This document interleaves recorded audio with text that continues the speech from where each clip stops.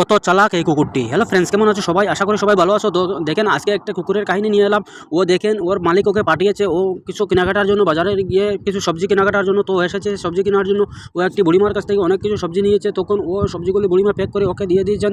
ওর কাছ থেকে টাকা নিয়ে বুড়িমা ওকে কিছু টাকা রিটার্ন দিয়েছেন। তখন ও টাকাগুলো কিছু কিন্তু নেবে না, ও সঠিক টাকা পাচ্ছে না, তাই ও টাকাগুলো নিচ্ছে না। দেখেন বুড়িমা আবার ওকে সঠিক টাকা দিবেন, তখন ও সঠিক টাকাগুলো নেবে।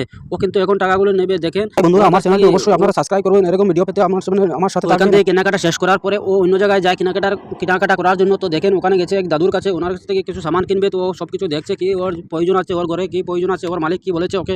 তো সব কিছু দেখতেছে, দেখার পরে বললো এটা আমাকে দিয়ে দেন। তো ও দাদু ওকে প্যাক করে দিতেছেন। এর মাঝে একজন বন্ধু এলো, ওকে কিছু আদর সোহাগ করতেছে। তো দেখেন এরকম একটা কুকুর কত ভালো লাগে না সমাজে থাকলে। হ্যাঁ, ওর মালিক কত সুখী, ওকে কীভাবে শিক্ষা দিয়েছে দেখুন। ও দাদু ওকে সামানগুলো প্যাক করে দিয়েছেন, তখন দাদুও কিন্তু ওর কাছ থেকে অনেক টাকা নিয়ে নিয়েছেন।